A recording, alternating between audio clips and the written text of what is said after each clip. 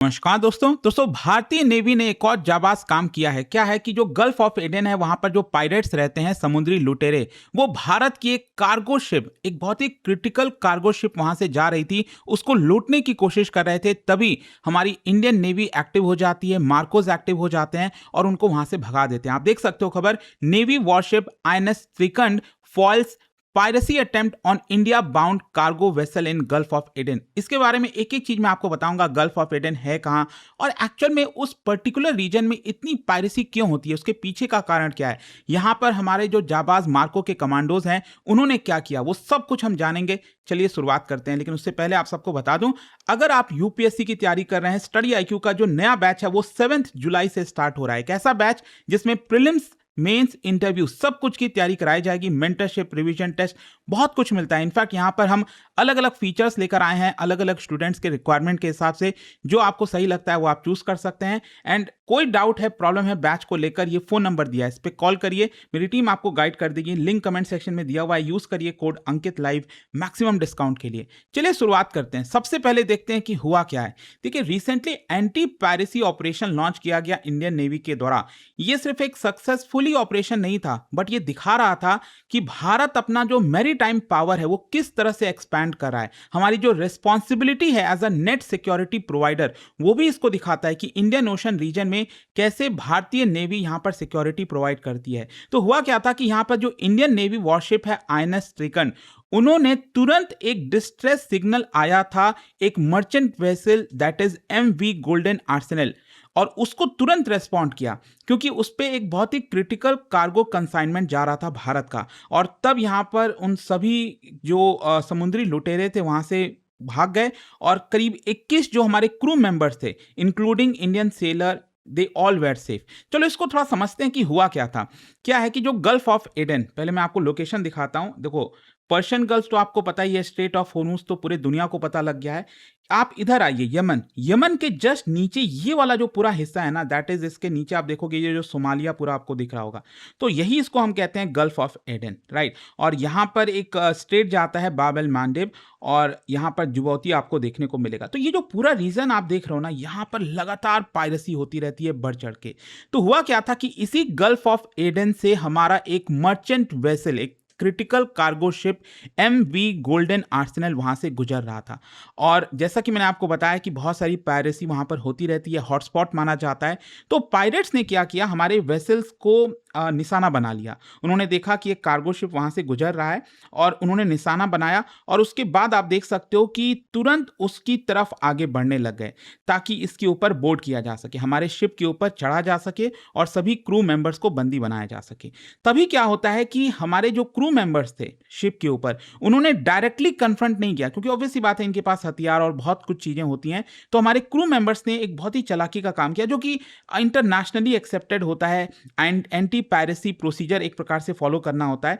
तो उन्होंने क्या किया, अपने आप को सेफ रूम में बंद कर लिया सबसे पहले। उसके बाद जितनी भी वाइटल शिप कंट्रोल थे, कंट्रोल रूम और जहां पर भी इंपॉर्टेंट चीजें होती हैं, उसको शट डाउन कर दिया, लॉकडाउन कर दिया। और तुरंत क्या किया, एक डिस्ट्रेस सिग्नल भेजा इमरजेंसी मैरीटाइम कम्युनिकेशन सिस्टम के थ्रू, और यहां पर नेवल असिस्टेंस का एक प्रकार से वेट किया कि हमें, क्योंकि हमने यहां पर डिस्ट्रेस सिग्नल भेजा है तो कोई ना कोई हमारी यहां पर आकर मदद करेगा।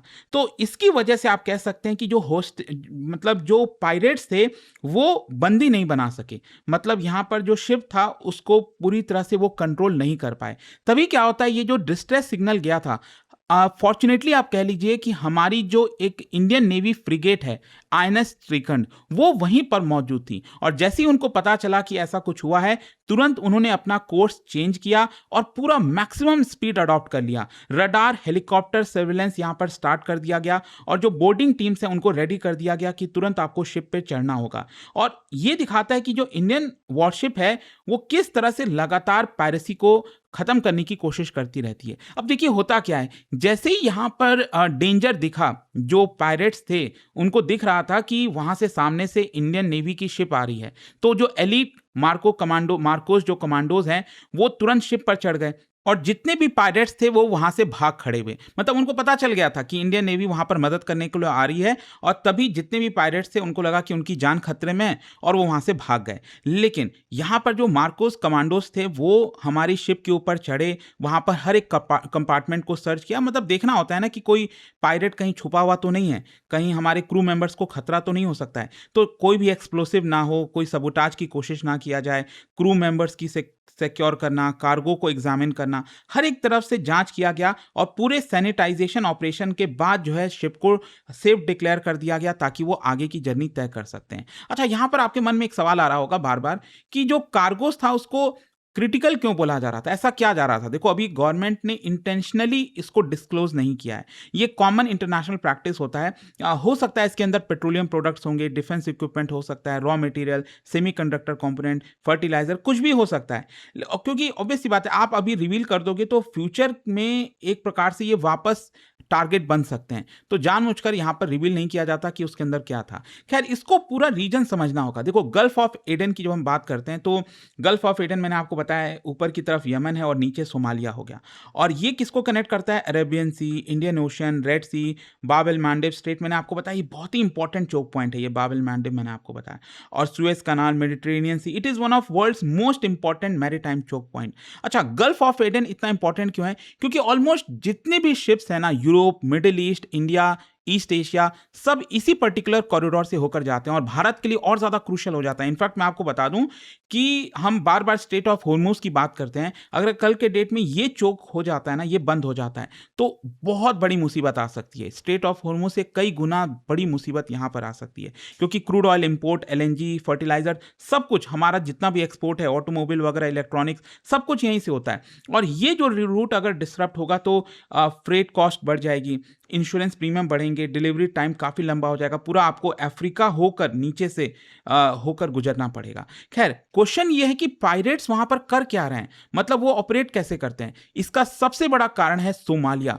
सोमालिया में लगातार जो इंस्टेबिलिटी बनी है वो एक बहुत बड़ा कारण है, और सोमालिया में गवर्नेंस काफी दशकों से वीक है, वहां पर कोई ऐसा गवर्नमेंट का नामो निशान आपको दिखेगा नहीं, इंटरनल कॉन्फ्लिक्ट लगातार चलती रहती है, पायरेट ग्रुप्स जो है वो लगातार फ्लरिश करते रहते हैं। इसका कोस्ट लाइन भी काफी लंबा है, 3000 किलोमीटर से भी लंबा, आप देख सकते हो, एंड इसकी वजह से उसके ऊपर निगरानी रखना भी बहुत मुश्किल हो जाता है। फिर इसके अलावा पॉवर्टी, मतलब पायरेसी पनपती इसीलिए है वो क्योंकि सोमालिया दुनिया का सबसे गरीब देश आप कह सकते हो, तो वहां पर गरीबी है, अनएम्प्लॉयमेंट है, इन्वेस्टमेंट कुछ है नहीं, तो ऑर्गेनाइज जो क्रिमिनल ग्रुप्स हैं उनके लिए एक सोर्स ऑफ इनकम बन जाता है, मतलब उनका धंधा ही यही है, बचपन मतलब पैदा होते ही उनको समझ में आता था कि आगे फ्यूचर में वही चीज़ उनको करना है, तो उनका शुरुआत से यही रहता है, पायरेसी। और फिर हैवी शिपिंग ट्रैफिक जो है वो भी आपको देखने को मिलेगा, थाउजेंड्स ऑफ कमर्शियल शिप्स वो इसी रास्ते से गुजरते हैं, तो उनके लिए वो बहुत ही अट्रैक्टिव हो जाता है कि जो भी शिप गुजर रहा है उनको लगता है तो उसके ऊपर अटैक कर दो। खैर, सोमाली पायरेट्स ऑपरेट कैसे करते हैं?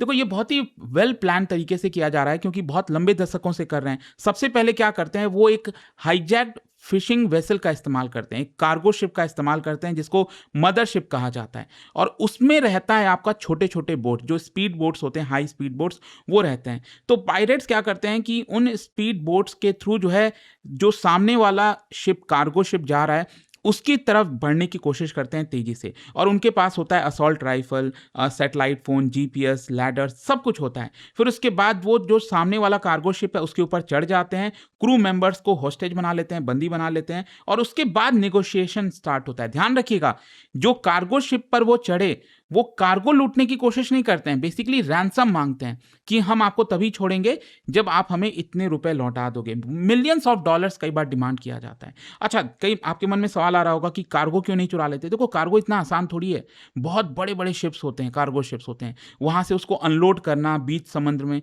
तो आसान काम थोड़ी है, और वो इंटरनेशनली ट्रैक भी हो रहा होता है। कार्गो गुड्स में जो है स्पेशलाइज्ड पोर्ट्स पर ही उतर सकते हैं कई बार।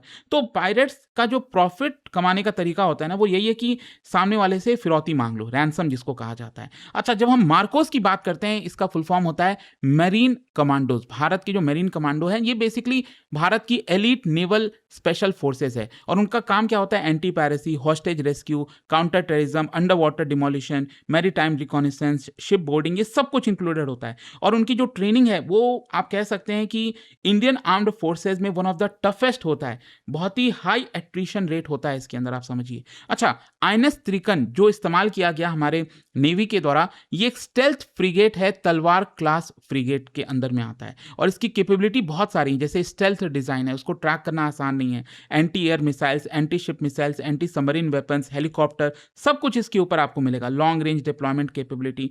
तो वो कई बार जो INS त्रिकन है, हमने कई बार एंटी पायरेसी पेट्रोलिंग के लिए इस्तेमाल किया है वेस्टर्न इंडियन ओशन में। अच्छा, यहां पर क्वेश्चन ये भी है कि INS त्रिकन इतना जल्दी से रिस्पॉन्ड कैसे कर लिया? देखिए, भारत काफी लंबे समय से लगातार अपनी नेवल डिप्लॉयमेंट किया हुआ है गल्फ ऑफ एडन में। मतलब ज्यादातर जो देश हैं वो क्या करते हैं, जब क्राइसिस आती है तब अपने नेवल शिप्स को डिप्लॉय करते हैं। लेकिन मैं आपको बता दूं, भारतीय नेवी 2008 के बाद से लगातार, जी हां, मैं ये नहीं मतलब कभी हुआ नहीं होगा कि किसी दिन भारतीय नेवी वहां पर मौजूद ना हो। अनइंटरप्टेड तरीके से हमारी जो नेवी है वो अपना प्रेजेंस वहां पर बनाई हुई है, और 2008 से ये एंटी पायरेसी ऑपरेशन चल रहा है। क्या हुआ था कि 2008 से 12 के बीच जो पायरेसी वो अपने पीक पर पहुंच गई थी, और भारत ने यहाँ पर रिस्पॉन्स लिया, और सिर्फ भारतीय शिप को नहीं, दुनिया के बहुत सारे शिप्स को हमने गार्ड किया है, उनको प्रोटेक्ट किया है। इनफैक्ट अचीवमेंट्स अगर आप देखोगे, बताया जाता है थाउजेंड्स ऑफ मर्चेंट शिप्स भारतीय नेवी ने एस्कॉर्ट किया हुआ है।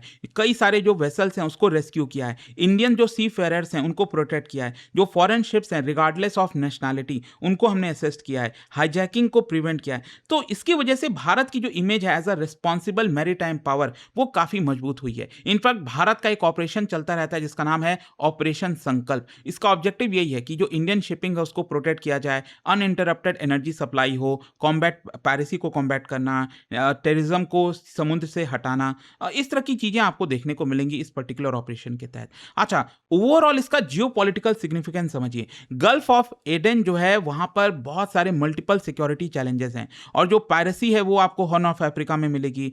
शिपिंग लेन्स हैं, जो शिप वहां से गुजरते हैं उनके ऊपर अटैक होता है, और कंपटीशन भी काफी बढ़ गया है नेवल पावर्स के बीच में, और डिपेंडेंसी जो है ग्लोबल ट्रेड पर तो है ही है। तो भारत का जो सस्टेन नेवल प्रेजेंस है लगातार 2008 से, इसकी वजह से कहीं ना कहीं दुनिया को भरोसा है कि भारतीय शिप वहां पर मौजूद है, कभी भी कोई दिक्कत होती है तो वो उनको सेव कर लेगी। तो एक बड़ी चीज है यहां पर, no doubt. And I hope कि आपको समझ में आ गया होगा इस वीडियो से। जाने से पहले एक बहुत ही इंटरेस्टिंग क्वेश्चन, क्या बता सकते हो इनमें highest operational command Indian navy में कौन सा है? इन चारों में से आपको बताना है, और इसका जो राइट आंसर आप सब जानते हैं, मेरे इंस्टाग्राम पर तो मिलेगा ही, वहां पर अगर आप नहीं हो कोई बात नहीं, टेलीग्राम से ले सकते हैं इसका सही उत्तर। और दोस्तों, जैसा मैंने आपको बताया, अगर आप यूपीएससी की तैयारी कर रहे हैं, कोई भी बैच चाहते हैं, 7 जुलाई से हमारा नया बैच स्टार्ट हो रहा है। इसके अंदर मेंटरशिप, रिवीजन टेस्ट तो सब कुछ है ही है। यहाँ पर प्रीलिम्स से लेकर इंटरव्यू तक की भी हम तैयारी कराते हैं। 18 बुक्स का पूरा सेट भी आपके घर पर भेजा जाएगा। प्रीलिम्स क्रैक करने पर पूरा फी रिफंड कर दिया जाएगा। कोई डाउट है, अभी भी प्रॉब्लम है, फोन नंबर दिया है, इस पर कॉल कर लीजिएगा। बाकी डायरेक्टली अगर आपको परचेस करना है, लिंक कमेंट सेक्शन में दिया हुआ है, एंड यूज करिएगा कोड अंकित लाइव, ताकि आप मैक्सिमम डिस्काउंट ले सकें।